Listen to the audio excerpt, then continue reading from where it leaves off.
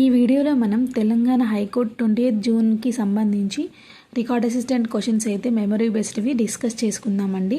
And previous 24 జూన్కి సంబంధించి examiner, field assistant and junior assistants questions అయితే నేను చేశానండి. ఇంకా కరెంట్ అఫైర్స్ వీడియో కూడా చేశాను. ఇంకా ఎవరైనా చూడకపోతే వెళ్ళి చూడండి. అండ్ లేట్ చేయకుండా మనం ఈ video start చేసేద్దామండి.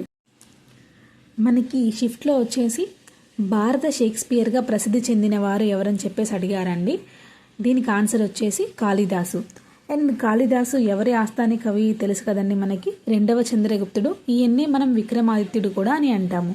And second question వచ్చేసి మనకి శాతవాహనుల రాజధాని ఏదని అడిగారండి. సో దీని ఆన్సర్ వచ్చేసి ప్రతిష్టానపురం.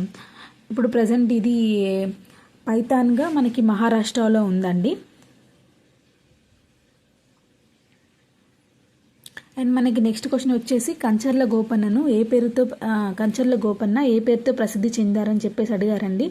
ఇది వచ్చేసి మనకి ఆయన భక్త రామదాస్ అనే పేరుతోటి ప్రసిద్ధి చెందారండి. అండ్ ఈయన అబుల్ హాసన్ కుతుబ్ షా ఉన్నారు కదండి, అతను తానీషా. సో ఆయన పాలనలో వచ్చేసి భద్రాచలం తహసీల్దార్గా అయితే పనిచేశారు. అండ్ నెక్స్ట్ క్వశ్చన్ వచ్చేసి ఈస్ట్ ఇండియా కంపెనీ ఏ సంవత్సరంలో స్థాపించబడింది అని చెప్పేసి అడిగారండి. సో మనకి ఈస్ట్ ఇండియా కంపెనీ వచ్చేసి 31 డిసెంబర్ 1600 సంవత్సరంలో అయితే స్థాపించారు. అప్పుడు ఇంగ్లాండ్ యొక్క రాణి ఎవరంటే క్వీన్ ఎలిజబెత్ I అండి. అండ్ ఆమె రాజశాసనం ద్వారా అయితే ఈ ఈస్ట్ ఇండియా కంపెనీని చక్రవర్తి ఎవరంటే మొఘల్ చక్రవర్తి అక్బరు. అండ్ నెక్స్ట్ క్వశ్చన్ వచ్చేసి మల్కీబా రాముడిగా ప్రసిద్ధి చెందిన వారు ఎవరని చెప్పేసి అడిగారండి. దీని ఆన్సర్ వచ్చేసి ఇబ్రహీం కులీ కుతుబ్ షా గారు.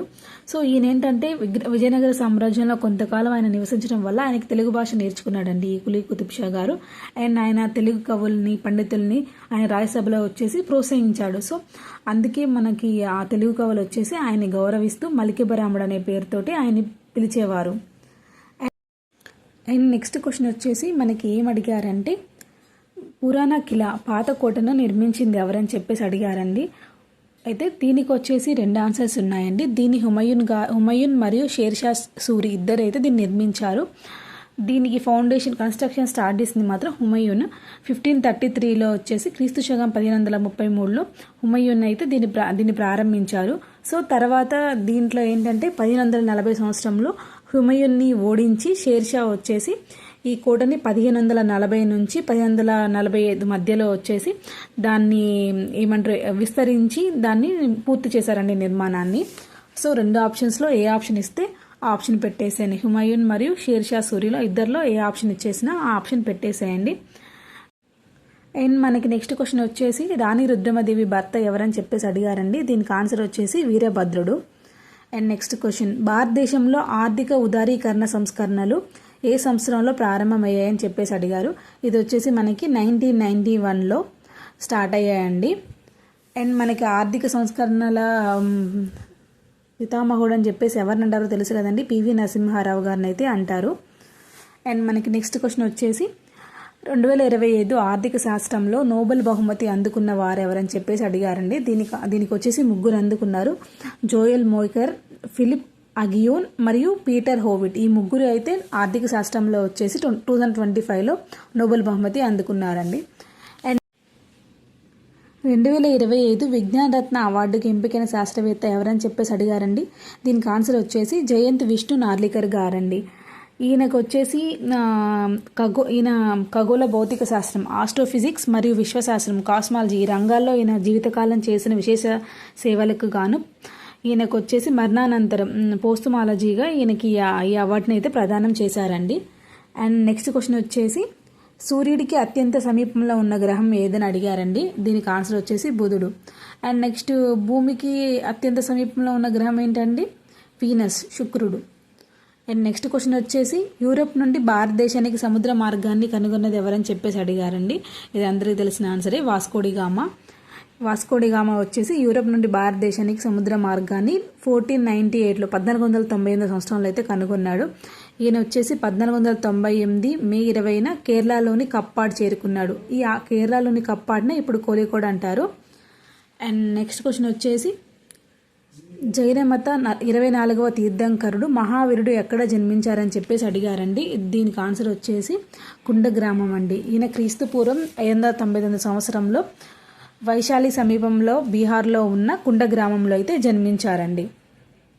అండ్ నెక్స్ట్ క్వశ్చన్ వచ్చేసి క్రీడాభిరామం గ్రంథ రచయిత ఎవరని చెప్పేసి అడిగారండి.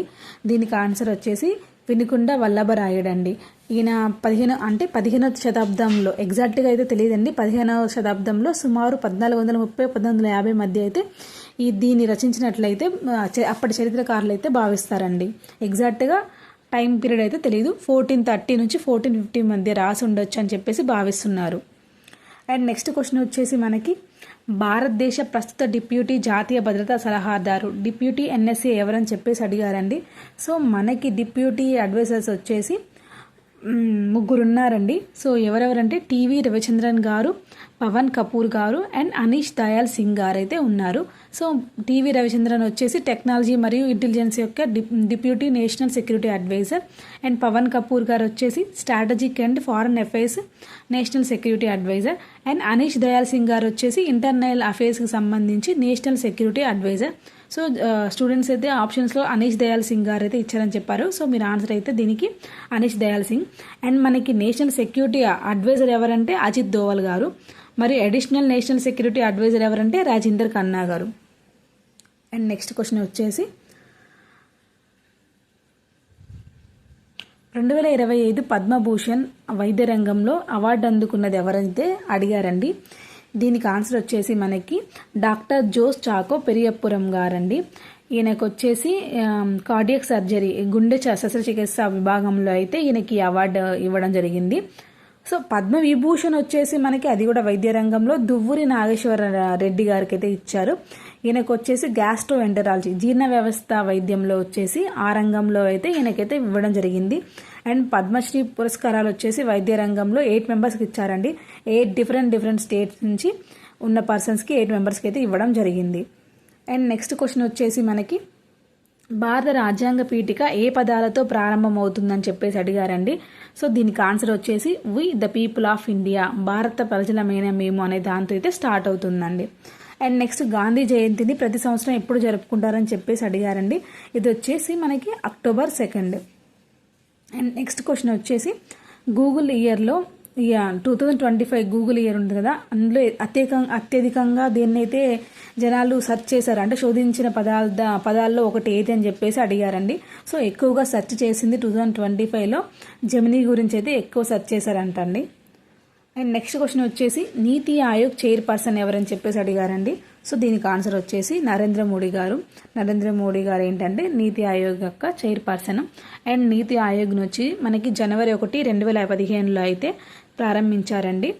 సో ఇదేంటంటే ప్లానింగ్ కమిషన్ అనేది ప్రణాళిక సంఘం స్థానంలో అయితే ఈ నీతి ఆయోగ్ని ఒక థింక్ ట్యాంక్ని అయితే స్థాపించడం జరిగింది.